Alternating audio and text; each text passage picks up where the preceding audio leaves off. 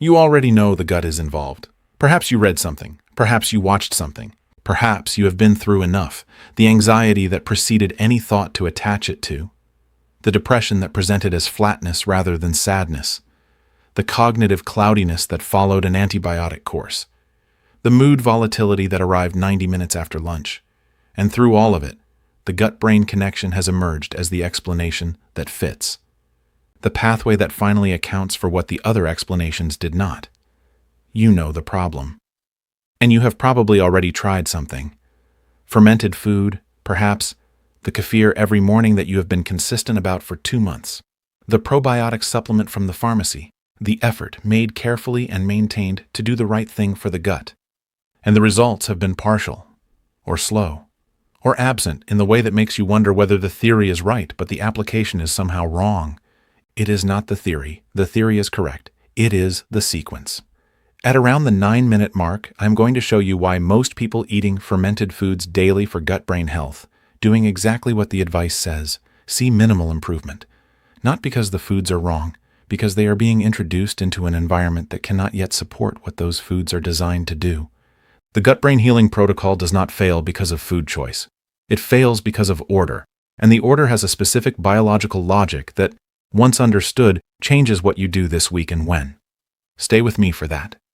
I have spent more than 3 decades in geriatric medicine, and the clinical pattern I am describing, the person who has done the research, understands the gut-brain pathway, has made genuine dietary effort, and is not seeing the results the science predicts, is one I now encounter consistently.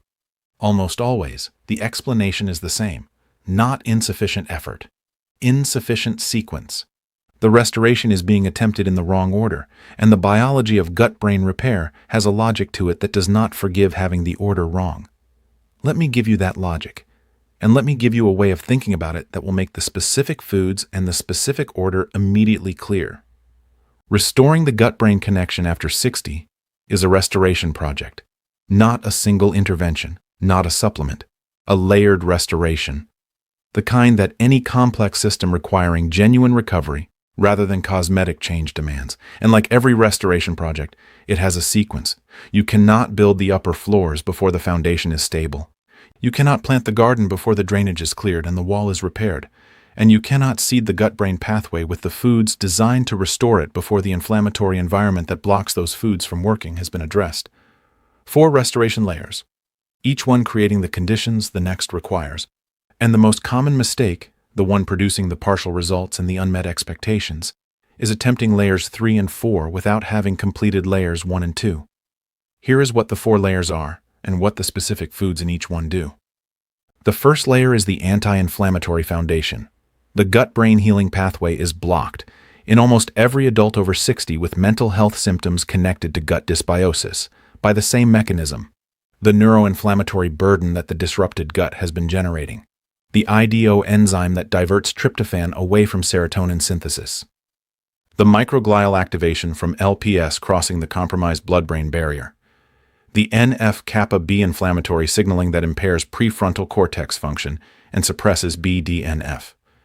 Until this inflammatory burden is reduced, no food introduced in later layers can fully work. Tryptophan-rich whole foods cannot restore serotonin while IDO is still activated. The tryptophan arrives and is diverted before the brain can use it. Fermented foods cannot establish their GABA-producing bacteria in a gut environment dominated by pro-inflammatory species. The new arrivals cannot outcompete the established colony. Prebiotic fibers cannot produce BDNF-stimulating short-chain fatty acids efficiently when the butyrate-producing bacteria they are intended to feed are so severely depleted that there are insufficient bacteria to do the fermenting. The first layer must clear the inflammatory obstruction before any other layer can be effective. The 4 foundation foods with the strongest evidence for reducing gut-brain neuroinflammation, specifically the pathways described above, in adults over 60 are these. Omega-3 from oily fish. EPA and DHA, the long-chain omega-3 fatty acids in fatty fish, specifically suppress the production of IL-6 and TNF-alpha, the primary inflammatory cytokines driving microglial activation and IDO enzyme stimulation. They do this within days of introduction, not weeks. Sardines, mackerel, salmon, herring, 3 portions per week, not supplements alone. Whole fish, where the omega-3 comes packaged in a lipid matrix that improves absorption significantly compared to capsule form omega-3. Extra virgin olive oil. The polyphenols in high-quality extra virgin olive oil, particularly oleocanthal and hydroxytyrosol, inhibit the same NF-kappa B pathway that junk food activates. They additionally protect the tight junction proteins of the gut wall and the blood-brain barrier simultaneously. 1 to 2 tablespoons per day, cold or at low heat. High heat degrades the polyphenols. Added to salads, to cooked vegetables, to soups after they leave the heat. Berries. The anthocyanins in blueberries, blackberries, and mixed berries cross the blood-brain barrier and directly reduce microglial inflammatory activation. They also protect the integrity of the blood-brain barrier through a mechanism distinct from olive oil, working on the basement membrane of the BBB rather than the tight junctions, a small portion daily. Frozen berries are equally effective as fresh and significantly more practical. Turmeric with black pepper. Curcumin, the active compound in turmeric, directly inhibits IDO enzyme activity. This is the most mechanistically specific of the 4 foundation foods. It targets the exact enzyme that is hijacking tryptophan away from serotonin synthesis. The critical preparation. Curcumin is poorly absorbed on its own. Combined with piperine from black pepper, its absorption increases by up to 2,000%. A 1/4 teaspoon of turmeric with a small pinch of black pepper in warm water, a sauce, or with food daily. These 4 foods, introduced together, reduce the inflammatory burden that is blocking all other layers from working. They are the drainage clearing and the contaminated material removal. 2 weeks of these 4 consistently before the next layer is introduced. Now, before I show you the second layer, I want to name the mechanism of the first layer's effect precisely, because it is the mechanism that makes the sequence logical rather than arbitrary. When these 4 foods reduce IL-6, TNF-alpha, and NF-kappa B activity, 2 things happen simultaneously. IDO enzyme activation decreases, tryptophan begins to flow toward the serotonin pathway rather than toward kynurenine, and microglial activation reduces, the prefrontal cortex begins to receive less inflammatory interference. These 2 changes create the chemical environment in which layers 2, 3, and 4 can work. Without them, layers 2, 3, and 4 are attempting construction on unstable ground. The second layer is gut barrier restoration. The gut wall has been permeable, allowing LPS into the bloodstream, allowing the continuous immune signal that maintains the neuroinflammatory state. Reducing the inflammation from layer 1 slows the rate at which the wall is being damaged. But the physical repair of the tight junction proteins, the structural elements that make the gut wall selective rather than leaky, requires specific nutritional inputs that are distinct from the anti-inflammatory foods. 3 specific nutrients with the strongest evidence for tight junction repair. Glutamine. The amino acid most used by the cells of the intestinal lining for their own repair and regeneration. It is the primary fuel of the enterocyte, the cell that forms the gut wall. After the prolonged gut dysbiosis of poor diet, antibiotic exposure, and age-related microbiome decline, the enterocytes are undernourished and regenerating slowly. Glutamine from bone broth, simmered from meat bones for a minimum of 4 hours, releasing collagen, gelatin, and glutamine into the liquid, provides a concentrated bioavailable form. 1 cup of bone broth daily. Alternatively, glutamine-rich foods include meat, eggs, fish, and dairy, the whole food protein sources that support gut lining repair. Zinc, essential to the production of the tight junction proteins themselves. Zinc deficiency, extremely common in adults over 60, particularly those with gut dysbiosis, since zinc is absorbed in the small intestine, and absorption is impaired by gut inflammation, directly impairs the formation of claudin and occludin, the proteins that seal the tight junctions. Shellfish are the highest whole food source. Pumpkin seeds, meat, and eggs provide meaningful zinc at more accessible daily quantities. Quercetin, a polyphenol found in onions, apples, capers, and dark leafy greens. Quercetin has a specific documented effect on tight junction protein expression. It directly upregulates the production of claudin-1 and ZO1, the structural proteins of tight junctions. Onions every day. An apple. These are not additions to a complex protocol. They are foods already in most kitchens whose specific gut barrier function is worth knowing. Layer 2 is not a dramatic dietary shift. It is the specific addition of bone broth, zinc-rich protein, and quercetin-containing foods alongside the Layer 1 foundation, 2 weeks of both layers together before layer 3 is introduced. Now, the 9-minute mark. The moment most people who have heard about gut-brain health go wrong. They introduce fermented foods, the most publicly discussed gut-brain intervention, either at the beginning of the protocol, without any foundation or barrier work preceding it, or alongside probiotic supplements without the sequence logic. And they see minimal effect. Here is the specific biology of why. A gut environment dominated by pro-inflammatory bacterial species, the state that diet, antibiotics, age-related dysbiosis, and years of processed food have produced, is a competitive environment that commercial probiotic strains and even diverse fermented food bacteria cannot easily colonize. The established pro-inflammatory community is entrenched. New arrivals, even beneficial ones, are outcompeted for adhesion sites in the gut lining and for the available nutritional resources. The fermented food bacteria arrive, pass through, and do not establish a lasting presence. The GABA production does not increase. The SCFA production does not increase. The vagal stimulation does not improve. This is not because kefir does not work. It is because kefir cannot work against an unprepared gut environment. The 2018 Cell study showed that even the gut's own bacteria struggle to reclaim space after disruption when the environment is not prepared for their return. The same principle applies to introducing beneficial bacteria through food. They need the anti-inflammatory and barrier conditions that layers 1 and 2 create before they can establish and function. 2 weeks of the foundation and barrier foods changes the environment. The pro-inflammatory bacterial dominance is reduced. The tight junctions begin to repair. The LPS signal falls. The IDO activation decreases. And in this changed environment, the fermented foods introduced in layer 3 can accomplish what they were designed to do. Layer 3, microbiome seeding and prebiotic feeding. Fermented foods that introduce bacterial diversity, not a single strain, but multiple species across multiple varieties, begin to establish in a prepared environment within 1 to 2 weeks of consistent daily introduction. The specific protocol, plain kefir each morning, not flavored, the sugar and flavored kefir counteracts the bacterial benefit. A tablespoon of kimchi or sauerkraut with one meal on alternate days.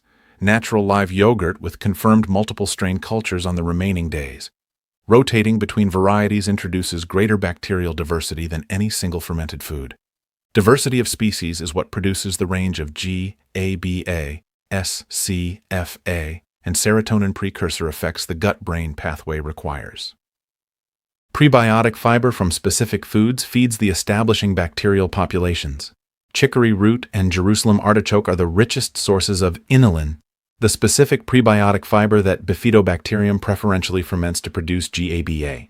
Asparagus, garlic, leeks, and onions provide the prebiotic fiber that Faecalibacterium prausnitzii preferentially uses to produce butyrate. The SCFA that stimulates BDNF and maintains blood-brain barrier integrity. Oats provide beta-glucan, which feeds a broader range of beneficial species. One prebiotic food, or a combination, at least once daily. The combination of layer 1, layer 2, and layer 3 running together after the sequenced introduction creates the gut environment in which the fourth and final layer operates. Layer 4 is direct brain nourishment. Once the inflammatory obstruction is reduced, the gut barrier is repairing, and the beneficial microbiome is beginning to re-establish, the brain-specific nutritional inputs can produce their intended effects. These are the foods that were always supposed to be providing this, but whose specific gut-brain benefits were blocked by the disrupted environment they were attempting to work through.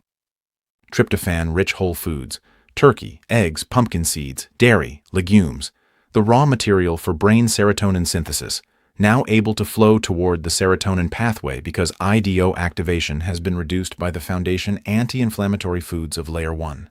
One tryptophan-rich protein source at each main meal. Magnesium. One of the most consistently deficient minerals in adults over 60 with gut dysbiosis, CHIU. Gut inflammation impairs magnesium absorption specifically. Magnesium is a cofactor for over 300 enzymatic reactions in the nervous system, including the enzymes involved in GABA synthesis and serotonin synthesis. Dark leafy greens, dark chocolate, avocado, pumpkin seeds, almonds. Daily. B vitamins, specifically B6, B9, and B12. These 3 vitamins are cofactors in the methylation pathway that converts tryptophan to serotonin and that supports the production of GABA and dopamine. B12 is specifically impaired by gut dysbiosis and by PPIUs. B6 is depleted by chronic inflammation. B9 from leafy greens supports the full conversion pathway. Meat, fish, eggs, and leafy greens together cover all three DOTUS, or targeted supplementation, where a blood test confirms deficiency, which in adults over 60 with gut dysbiosis is more the rule than the exception. A patient of mine, a retired librarian, early 70s, had been eating plain kefir every morning for 3 months after reading about the gut-brain connection in the context of her husband's depression. She had added a probiotic supplement. She had read about tryptophan and had started eating a turkey sandwich for lunch. 3 months, minimal effect. When she described her full dietary pattern, the picture became clear. Her diet remained largely based on convenient packaged food for most meals. She had no anti-inflammatory foundation in place, no oily fish, no olive oil, no berries. She had not addressed the gut barrier. Her husband's gut environment, after years of processed food and 2 recent antibiotic courses, was dominated by pro-inflammatory bacteria that the kefir and the probiotic could not displace. And the tryptophan from the turkey sandwich was being redirected by the still-active IDO enzyme toward kynurenine rather than toward serotonin, because the inflammation that drives IDO activation had not been addressed. The right foods, the wrong sequence, the seeds going into contaminated soil with broken drainage and no wall. When the sequence was introduced, 2 weeks of the anti-inflammatory foundation foods only, then the addition of barrier restoration foods, then, after that, the fermented food rotation and prebiotic fiber. The effect that 3 months of kefir had not produced began to appear at week 5 of the sequenced protocol. By week 10, her husband was described as noticeably clearer in his thinking and more emotionally present than he had been in the previous year. By the 3-month review of the full sequenced protocol, his HSCRP had fallen from 4.1 to 1.7. His mood assessment score had improved meaningfully. Same gut, same basic foods mostly, different sequence, different ground. The seeds found prepared soil and grew. Here's what I want you to take from this video, not as a comprehensive dietary overhaul, but as 3 specific sequenced actions. The first, this week and next week only. Start layer 1. Add the 4 anti-inflammatory foundation foods. Oily fish twice this week. Sardines, mackerel, or salmon.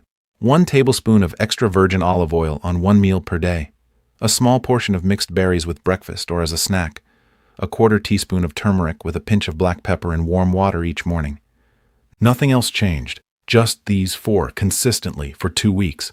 This is not a full protocol. It is the preparation of the soil before the seeds can be planted. The second, at the 2-week point, add layer 2. Begin bone broth, 1 cup daily if you can, or 3 to 4 times per week. Add shellfish or pumpkin seeds for zinc at least 3 times per week. Ensure onions, apples, or capers are present in at least 1 meal daily for quercetin. Continue the 4 layer 1 foods throughout. The barrier begins to repair from this point. The LPS signal begins to fall more significantly. The microglial inflammation begins to reduce further. The third, ask your GP at your next appointment, using these exact words, "I am following a structured gut-brain restoration protocol, and I would like to establish a baseline now. HS, CRP, IL-6, vitamin D, B12, folate, magnesium, and zinc. These specific markers represent the most common bottlenecks in gut-brain recovery after 60, and I would like to track them at 3 months to confirm the protocol is producing measurable change." That specific panel, 7 markers, all standard, all relevant, gives both you and your doctor a quantified framework for what the dietary protocol should be doing, and identifies any deficiencies that supplementation should address alongside the food changes. Let me bring you back to where this began. You already knew the gut was the problem. You had already tried something. The kefir every morning. The probiotic from the pharmacy.